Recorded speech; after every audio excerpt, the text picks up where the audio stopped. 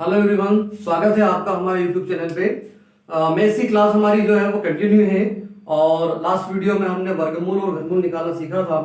आज मैथ्स की जो नेक्स्ट क्लास है हमारी, उसमें हम सीखेंगे इकाई का अंक निकालना। ठीक है, स्टार्ट करते हैं।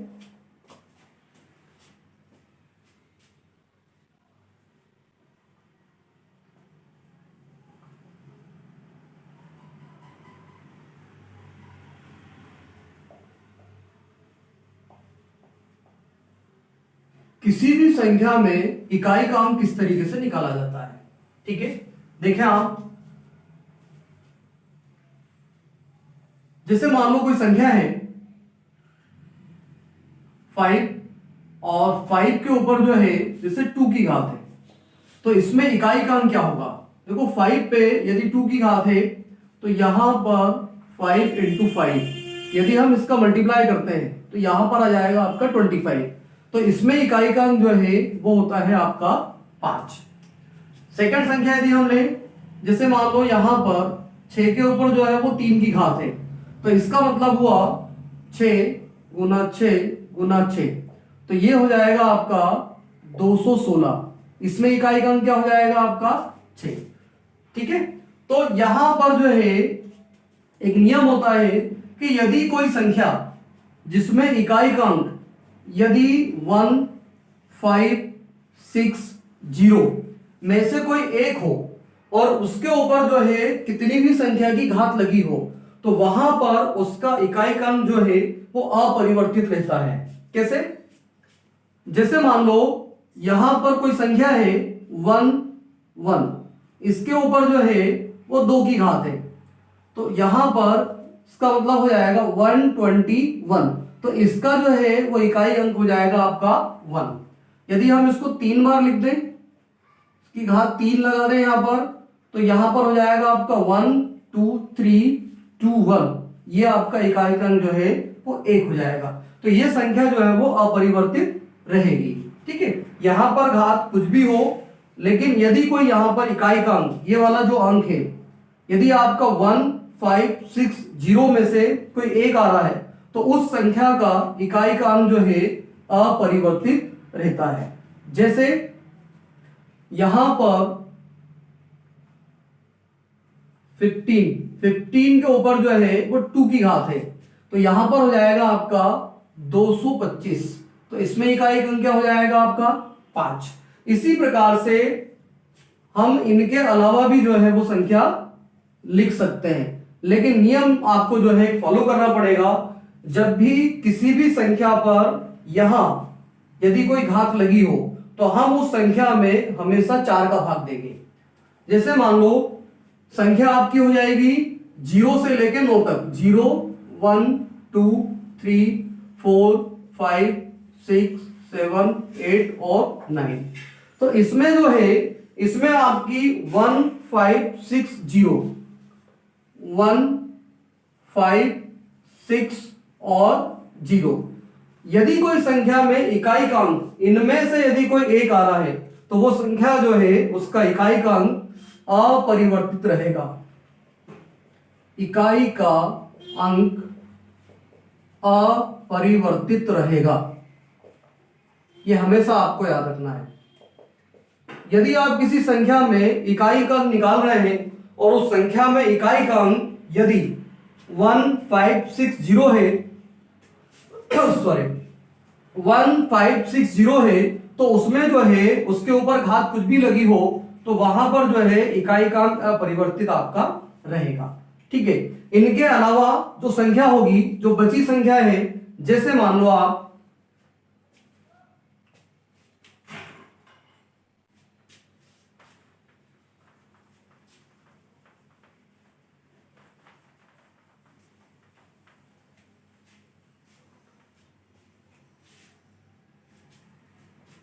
1 5 6 0 के अलावा यदि कोई संख्या आती है या कोई अंक है, उसमें इकाई का अंक इनके अलावा है, तो क्या करेंगे हम। जैसे उदाहरण के लिए 2 के ऊपर जो है वो 2 की घात लगी है। ठीक है, तो सिंपली आप इसको निकाल सकते हैं, 4 हो जाएगा। 2 के ऊपर यदि 3 की घात है यहां पर, तब भी आप निकाल सकते हैं, 8 हो जाएगा। 2 के ऊपर जो है वो 4 की घात है, तब भी आप इजीली इसको निकाल सकते हैं। 2 4 8 और 16, तो इसमें इकाई का अंक क्या हो जाएगा आपका 6। लेकिन संख्या यदि मान लो बड़ी हो जाए, इनसे यदि कोई संख्या जो है बड़ी है, 4 के बाद यदि कोई संख्या आ जाए, जैसे मान लो 2 के ऊपर जो है वो 5 की घात है, तब वहां पर इकाई का अंक क्या होगा? तो सिंपली क्या करना है आपको, इस घात में 4 से आपको भाग देना है। घात में हमेशा 4 से भाग देना है। क्यों देना है उसका भी एक कारण है, क्योंकि प्रत्येक यहां पर प्रत्येक 4 अंक के बाद जो है वो सेम संख्या आ जाती है।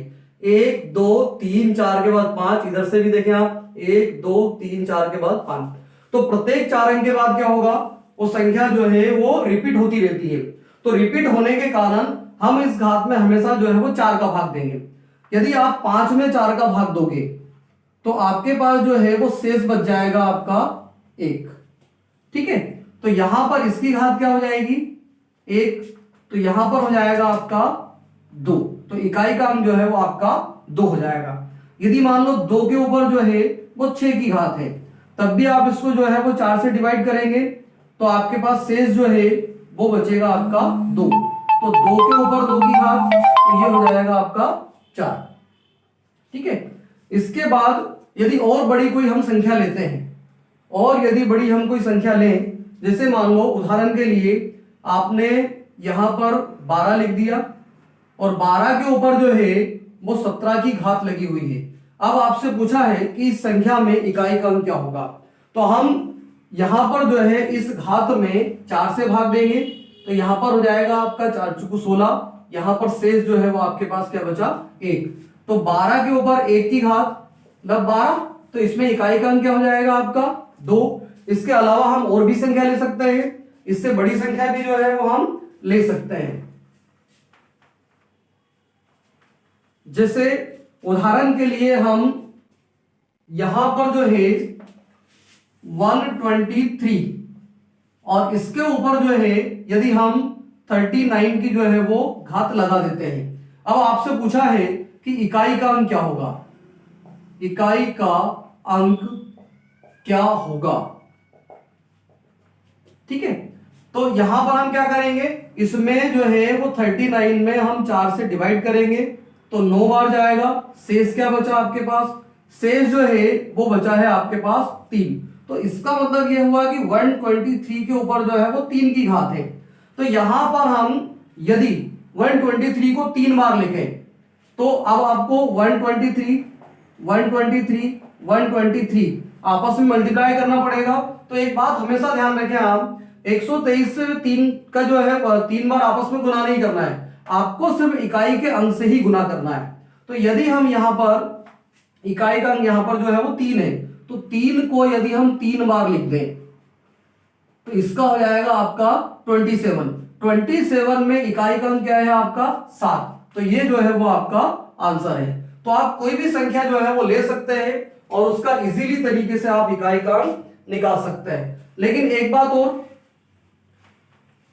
भाई, आप घात में हमेशा जो है वो 4 से डिवाइड करेंगे, 4 से डिवाइड करने के बाद जो शेषफल बचेगा उसको जो है वो आप यहां पर लिख देंगे। यदि मान लो भाग जो है वो पूरा पूरा चला जाए, भाग पूरा चला जाए, तब आप क्या करेंगे, तब जो है तब घात हमेशा 4 होगी। देखो आप, जैसे मान लो यहां पर 2 के ऊपर जो है यदि 8 की घात है, ठीक है, तो 2 के ऊपर 8 की घात है, तो यहां पर इसको हम किस तरीके से लिखें और उसका इकाई का अंक क्या होगा। सबसे इजी तरीका क्या है इसका, जो बेसिक तरीका है कि सबसे पहले तो हम इसको 8 बार लिख दें,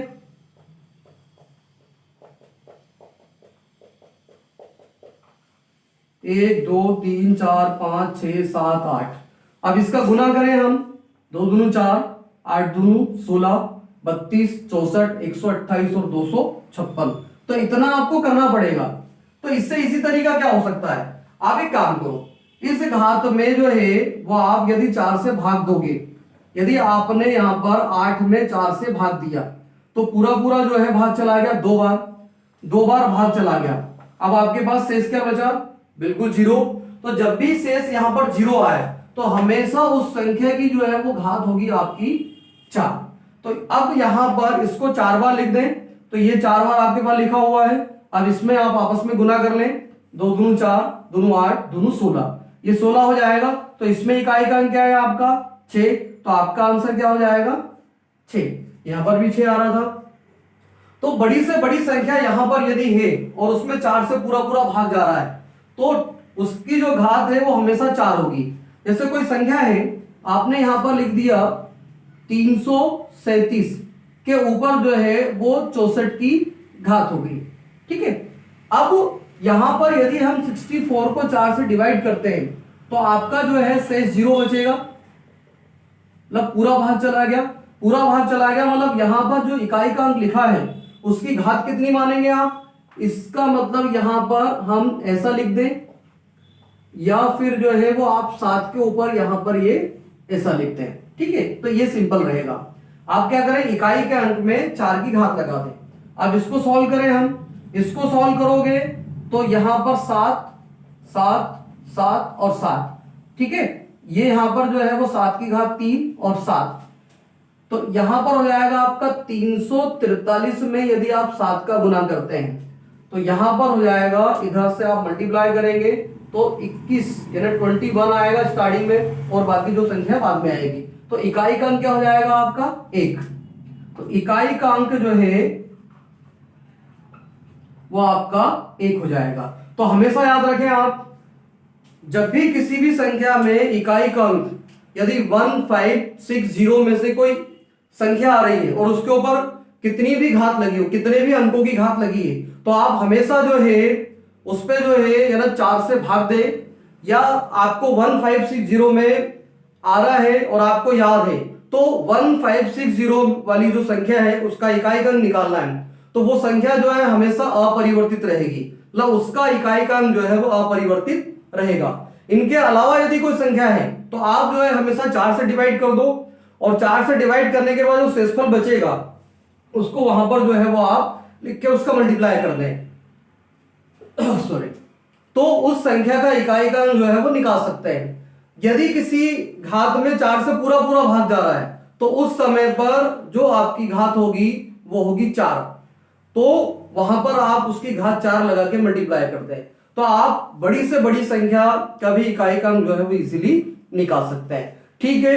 नेक्स्ट वीडियो में जो है वो हम और नई चीज पढ़ेंगे, ठीक है, ओके।